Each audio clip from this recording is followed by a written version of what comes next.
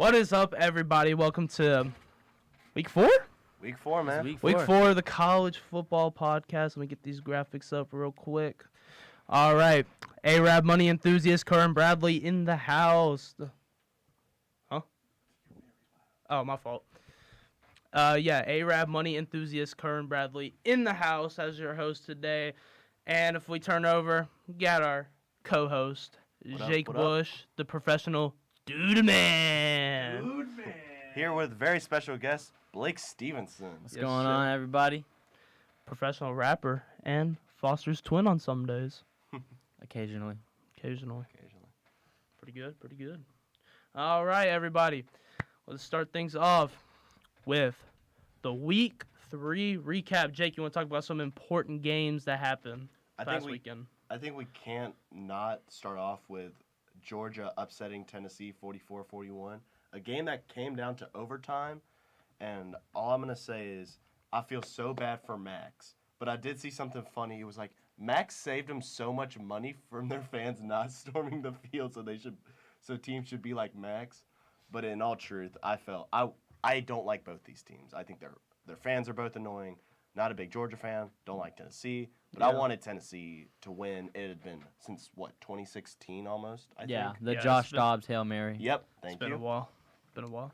Yeah. But, I mean, hey, but I feel like both teams did really well. You know, Tennessee's quarterback threw for 213 yards, had two TDs in the first half, while Georgia's quarterback just kind of had he had pretty much just a good game throughout the whole game, which included a 6-yard rushing touchdown.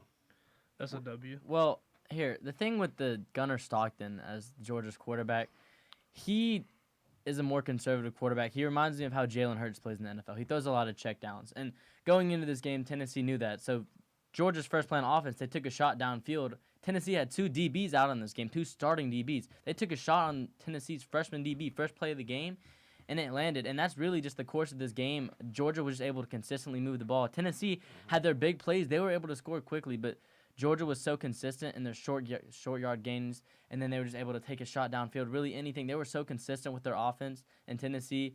They had answers, but they were so inconsistent with these quick bursts, and Georgia just couldn't keep up with Georgia's pace of play. I mean, Georgia couldn't keep up with Tennessee's pace of play at the beginning, but once they got a feel for it, it's a 4-quarter game.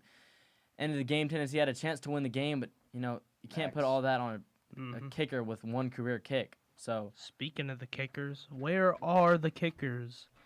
Tennessee kicker missing the game-winning field goal. I mean, you gotta feel so bad for that kid. I mean, you just can't miss field goals nowadays. I know. But what's worse is in overtime, he made a field goal that wasn't too far from where he missed it. So let's just hope that doesn't hurt him too badly. Mm-hmm. All right, then we had Texas A&M beating Notre Dame, a game I honestly thought Notre Dame would have won. I thought Notre Dame was going to win this too, but, it was a close game all around. Texas A&M wins 41-40. Notre Dame 0-2 and still ranked, though. Yeah, I noticed. And that's something with the rankings, I feel like. The rankings this year have been really weird, I feel like. Really weird. I mean, I feel like if you win one good game, you're automatically... Like, they put a Florida State team. I get they beat number 8 Alabama, but they won 2 games the year before, and they jumped them up to number 14 after that one win. They jumped USF all the way to, I think, 19 after their big win against Florida. Let me check. Well, that's really the problem with the AP poll, in my opinion. They don't have a strict criteria on what they want. It's either you have to figure you either have expectations of what the team is going to be, and you think, okay, well, they look this good, or you have to go off, oh, this is what they've done. And they're trying to mix and match, and it just doesn't look good. You can't have teams like Notre Dame be ranked at 0-2 and then still be like, oh, but they're supposed to be good. But then when USF was 2-0, you can't have them at 18 like they were. They have to be consistent with the way that they expected. Like, I know they expect a lot out of these teams, but when they don't show it, you need to be ranking them based off how they're playing and not how you expect them to play. There's only one team I think that has so far deserved the high ranking, and that'd probably be Florida State because of how dominant they've played. Yeah. That's Miami. the only team. Miami. Miami was. But Miami was. We're talking about ranked. newcomers. Yeah. Right. Like FSU was not ranked before they played Alabama, and then they had another dominant win. Yeah, they so beat, I understand. They won though. by like 77 in week 2, and then Yeah. they didn't play last week. But Yeah, you know. but that's the only team like. Well, Oklahoma, another team. They weren't really. Yeah. Oh yeah. I think John Matsir could win Heisman. Really? I mean, He wasn't on any of our he's lists. been balling out. He wasn't this on year. any of our lists. He's been balling out this year. Yeah. Beat Michigan. They beat Temple 42-3 last week. Yeah. But going back to South Florida, them being jumped up to like was it 19 or 18 after Right. that Florida win. Oh yeah. Then they go to play at Miami, lose 49-12. Not a good look. Something's up with these rankings, man. All right. Now I know you two will probably love to talk about this game. Alabama beating Wisconsin 38-14. Ooh, that game. Wisconsin's first score was Kickoff return. total fluke, yeah. But yeah, Bama was cooking in that first half, and then they kind of slowed out towards the end. 38-14 victory, still a dominant victory over another Power Power four. 4, yeah. Mm-hmm. Now, It's a good I win for mean, them. Wisconsin. I think they showed their receiver core. Their receiver core looked really good. Alabama's Yeah. defense also looked good, but the way Wisconsin was able to throw the ball and their receivers. I mean, they have some 4-star receivers. One transfer from Ohio State, but the kickoff return. I mean, the dude's like what 6'3", 220. I mean, they have guys like that on Wisconsin. I feel like they could really like be a competitor in the Big Ten. Wisconsin looked good before the Alabama game. I think they showed flashes in the Alabama game. I think Wisconsin Yeah. could be a really good team this year. Mm-hmm. And then we saw the return of Ryan Williams. I know He that. started balling out. That, 5 catches, 165 yards, 2 touchdowns. That man. that was looked like what balling we out. expected in week 1. That's Yeah. what we expected compared to what we got. Mm-hmm. All right, then we have LSU beating Florida 20-10, and honestly, Expected.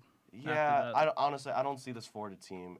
I don't have a lot of high hopes. They have probably the hardest season in the SEC. In the nation. And you, Talk about DJ Lagway though. 5 picks yeah, in one game. DJ Lagway. Well, That I was- told DJ Lagway that he should go save himself. Apparently, he's the problem now.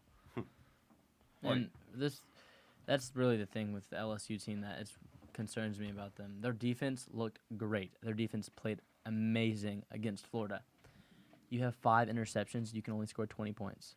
but I also 5 interceptions and 20 points. if It's I'm not a good look. mistaken, I'm pretty sure one of their I think it was one of their linebackers got injured, and I remember watching the SEC documentary. Like he's a big part of that defense, so that does have me a little worried just about their defense because that has been in past years a little bit of not their strongest point. So I mean, LSU did lose a player very first drive of the game, targeting Exactly. penalty. yeah, I mean, key defensive linebacker. I mean, mm-hmm. I mean, those 3 brothers are just like they're really great players for LSU. But I mean, when you have a guy like that go down, it's not good for your defense. But they still played amazing regardless. Oh, If yeah. he was there, and I mean, they may have even got 6 interceptions. DJ Lagway did not play great. With a guy with a 70% completion percentage for a guy like him, DJ Lagway has potential. But the way the decision making he has concerns me.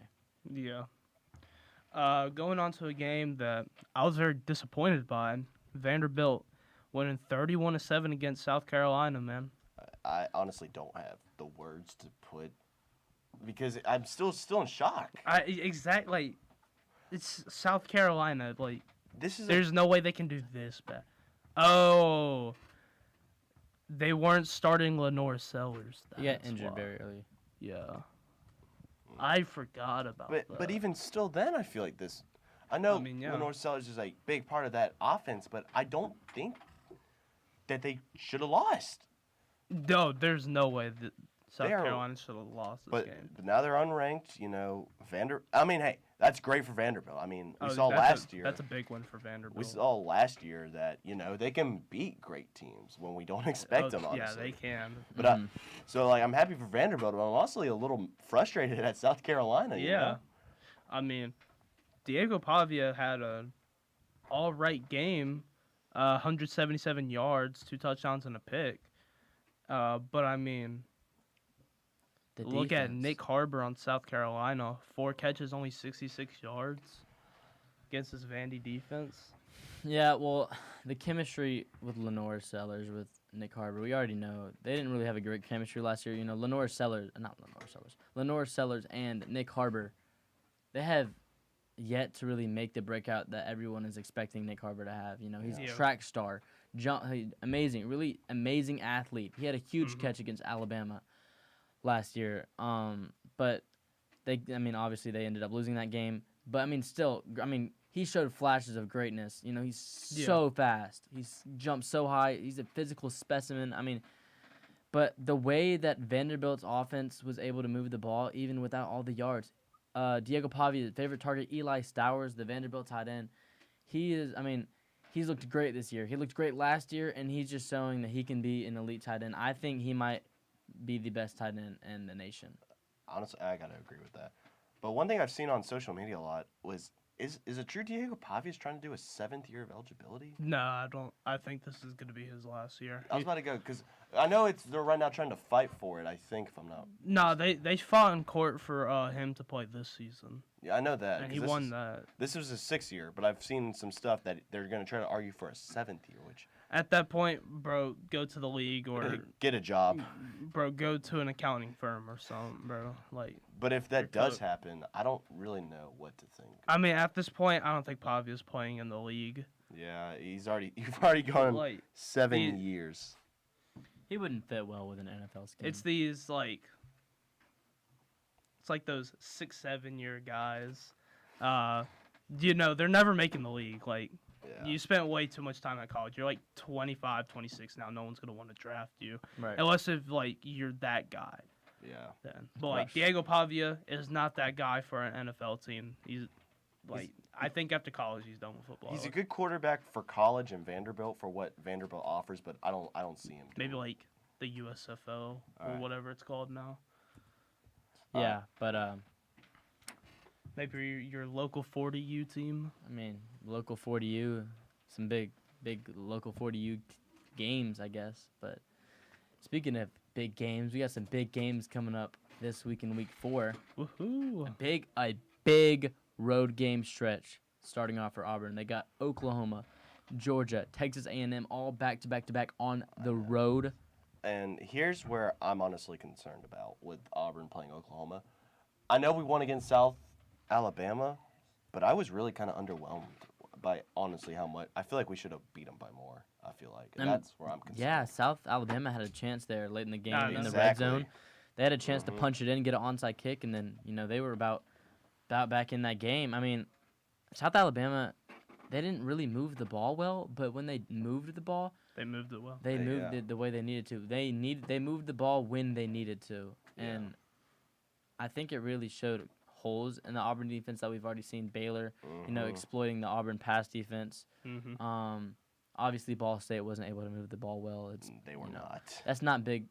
That's not a big competition for Auburn though. A team like Ball State, but when you have Yeah. a team like South Alabama able to move the ball on you like that, it raises questions, and you need some answers this week against Oklahoma for those questions.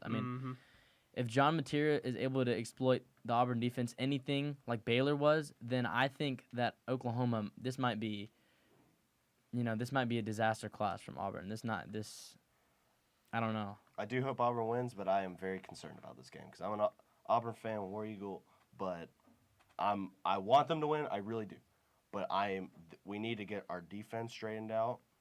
We need to have our offense play a little bit more efficient and consistent, but we're going to see how that game goes. But then we have a game, honestly, where I just feel so bad for Florida. Florida at Miami. Ooh, yeah. The hardest season in the nation. 'Cause Yeah. after this, you play Georgia. Florida's getting wrecked this season. Especially after that LSU game, I don't. Billy Napier. They might not even make a bowl game this season. I don't see Billy Napier making it honestly past the season, if I'm being honest. Yeah, he might be gone. All right, then we have LA at LSU. I don't even really think we need to discuss that one, honestly. What even is SELA? Southeastern. Yeah. LA?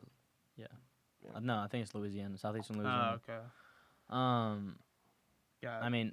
In-state rivalry, but other than that, this should be an absolute blowout. 70 This point win should or be an it would easy be win. merciful if Southeastern Louisiana got a stop on defense. All right. Then we have Tulane at Ole Miss, and Ole Miss is coming off from a good one against Arkansas. Yeah. A good in-conference win against Yeah. Arkansas That's gets a them solid one. which I good feel for the so. SEC standings. I feel so bad for Arkansas. Like I feel like they still played good. I mean, yeah, they played good. They put up a good amount of 35 points. points to Just 41. Ole Miss got the best of them. But I do think you need to watch out for the Tulane offense this game. They run a very similar offensive style to Tennessee, They do. which has been able to exploit Ole Miss before. Mhm. Ole Miss defense have a good pass rush, and their DBs are okay. But when you run a veer and shoot offense like Tulane does, it can really exploit some things in your defense. The pace of play they keep, they're not going to be able to get the subs that they want, and if they can give Ole Miss a look they don't like, that could cause some trouble for Ole Miss defensively. But I like Ole Miss in this game. I'll take them. I'll take them 42-31, but I think it's going to be closer than people expect. Yeah, I could see that. Now we have Arkansas coming off a loss, and they're going to be playing at Memphis. And I hope I think this Arkansas team should do well against this Memphis team. Yeah, I mean, I did watch the Memphis game last week, and they killed Troy. They did. So, I mean, Memphis could get a win here, but let's be honest. But they were playing Troy. Troy almost beat Clemson. Speaking of Clemson, let's head over to my favorite segment, Fraud Alert, ladies and gentlemen. So on today's Fraud Alert, Florida's definitely still on this list. I have them number 2. You should honestly just put Billy Napier on the list. Yeah, Billy Napier, DJ Lagway, Hollow, Right. Florida. Yeah, you're down there. But to add to the list, we have Clemson. Clemson takes the number 1 spot because there is a new king in college football, and his name is Haynes King. All right? Haynes King is, in my opinion, I think he's a top 5 quarterback right now. I mean, 211 yards, 20 for 28. Cade Klubnik, 207 yards, 1 touchdown, 1 pick. But yeah, Haynes King had 103 rushing yards. That is insane. This is the performance you saw him put up against Georgia last year. Yeah. Haynes King played amazing. Georgia Tech's always going to be, an underdog. You don't really expect them to be how good they are. Like you go in to play Georgia Tech and you're not really expecting much, but every time, they had a game against Miami. It might have been last year or the year before. The game was over. Miami won the game. And instead of kneeing the ball, they were just, trying to stat pad running the ball. And there was a fumble. Georgia Tech gets the ball and able to, get a huge upset. Haynes King really just one of the kings of upsets, really. I mean, him and Diego Pavia. That big Florida State win they had at the start of last season. Yeah. Before we knew they were bad. Mm-hmm. And, Clemson's a team you're thinking, it's going to blow everyone out of the water. Like, they looked... They have been so disappointing. High hopes. And really, a lot of teams, you have a lot of teams, this is going to be a blowout. And then Georgia only beats Austin Peay 28-3. LSU's only beaten Louisiana Tech, it was 35-17. Ohio State only beats Ohio 35-10, 28-10. Parker Navarro played a great game for Ohio. He had a big time throw to a receiver, gets in the end zone, breaking 3 tackles. I mean, when you have a guy like Parker Navarro for Ohio being able to throw the ball like that against Ohio State, that's not something that should be happening especially with a team like this. Caleb Downs on defense, this is something you expect more out of this Ohio State defense. But continuing on to this weekend, South Carolina could get their redemption here if they beat a 23-ranked Missouri team. Missouri coming off a huge comeback against Kansas. Yeah. I think that was last week, or was that 2 weeks ago? I can't remember. But that was a really good game, in my opinion. But then we have a top 20 match. Number 9, Illinois, heading over to number 19, Indiana. Oh, that'll be a good I feel like this could be game of the week, in my opinion. But after that, we have Vanderbilt, ranked number 20 now. They lost this matchup last year. They played Georgia State. So who knows? I don't know. Vandy's one of them teams that it's the SEC school, but you never know. They're known as the worst SEC school. But you never know when they're just gonna somehow just get a great win like they did with South Carolina. Vanderbilt wins games they're not supposed to win. They lose games they're supposed to win. Not even that. You just never know, honestly. That's Yeah. the thing. You just never know. I mean, they lost to Georgia State, then turned around, beat Bama last year. So I know. It's I mean, I think Vanderbilt shows that they're a compatible team. I they mean, are. last year, they had a slower start to the season. They beat Alabama, and look at everything they did after that. yeah, they almost beat Georgia Tennessee. State might have been one of the biggest flukes of the year. I mean, Northern Illinois beat Notre Dame last year, and they were in the national championship. Georgia State, I think that was a fluke for Vanderbilt. I think Vanderbilt wins this game soundly by 40 or more points. I don't think it's close. Really. And then we have Sam Houston at a number 8 Texas. I don't think Texas should be ranked this high. Honestly, no, they shouldn't. They have not looked like a top 10 or top 15 team this year. I think everyone can agree the most disappointing thing out of this Texas team has been Arch Manning. Exactly. Yeah. Like I remember that first week we were insanely high on it. We were. Oh, he's gonna beat Ohio State. Ohio State don't have a team no more. And it was, and he just. Is it just me, or does this sidearm he tries to do look like something you see out of a baseball game? Like that's. I don't know. Maybe he's trying to go off of Mahomes, little Mahomie. Nah, but yeah, they should not be ranked 8 in my opinion. Honestly. I mean, what are they? 2-1. Yeah, 2-1. They're going against an 0-3 Sam Houston State team. Yeah, and it worries me that they're rushing a quarterback's development like this when with somebody with such a high potential. I mean, we know he didn't really play for a great high school team, but you know, he still the throws he made in high school, the throws he made in the scouting reports, even last year as a quarterback with limited reps, he still played, you know, good. Yeah. I think he still has more to live up to. Oh yeah. But as of right now, it's not looking great. You know, I mean, it's not as bad as DJ Lagway or anything. Oh yeah. I just think that he needs time to flourish and learn more than rather than just to jump straight into the fire. But sadly, in this college football, there's not honestly a lot of time though. That's the not anymore after NIL. We've had our off season. We're right in the middle of it now. So. You maybe get 2 years and then.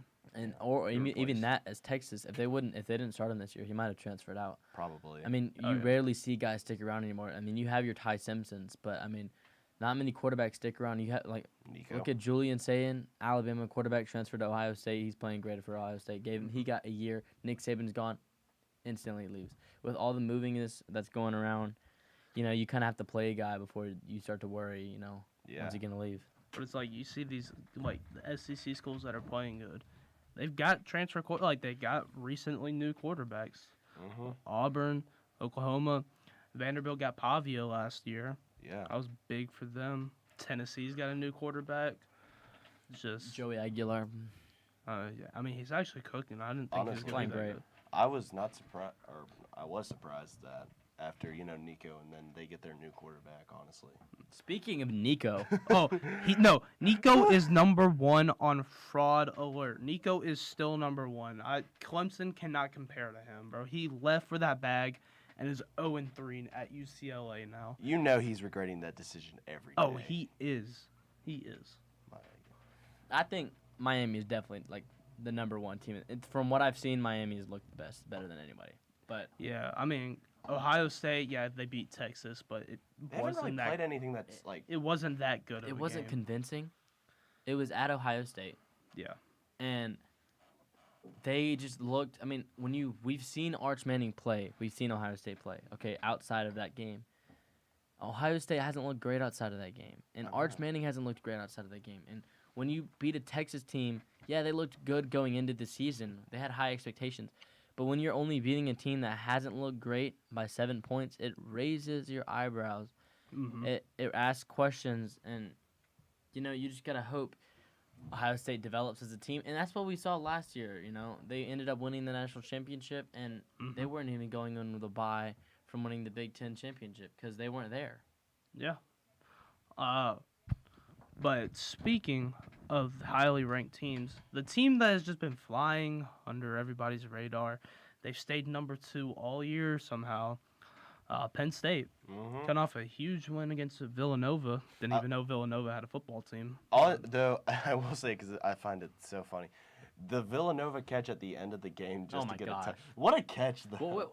What catch was better? The fourth down catch or the third down catch that got ruled incomplete? Oh, that's tough. I don't know. Both those catches.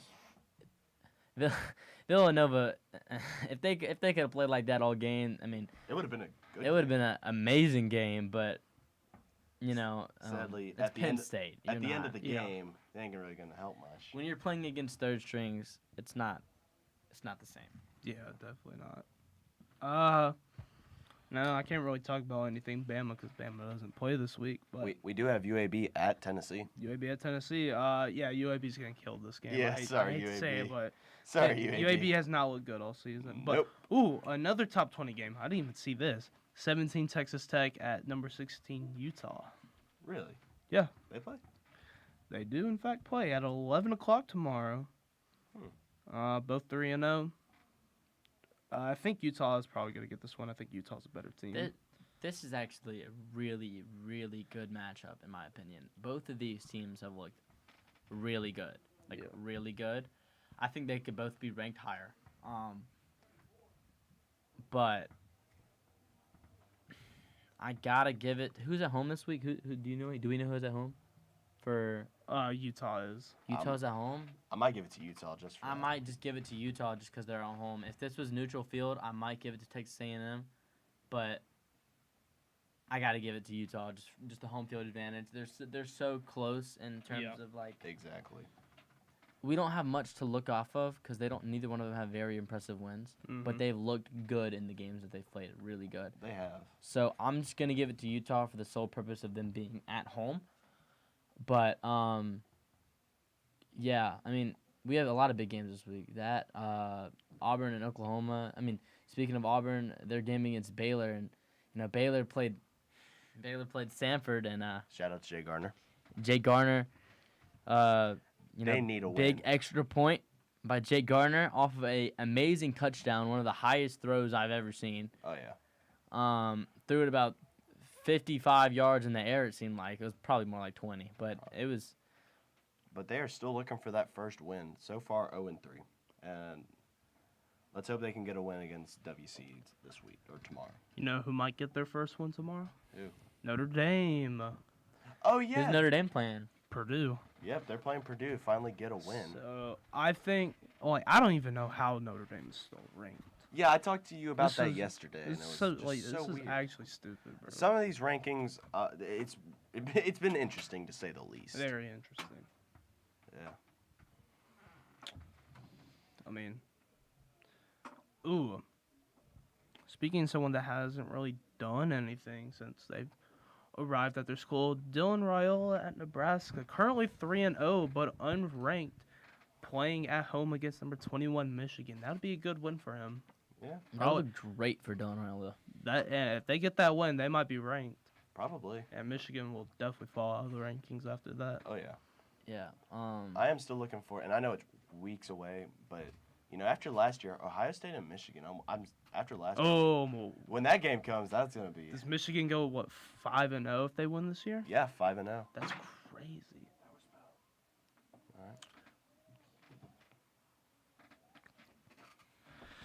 All right, guys. That was the bell that just rang. That's the end of week 4. Week 4. Week 4. Hey, that was the end of week 4. Stay tuned for more. But for this episode, it's time to close the door. I'm the rapper. We'll see y'all next week for week 5. See y'all.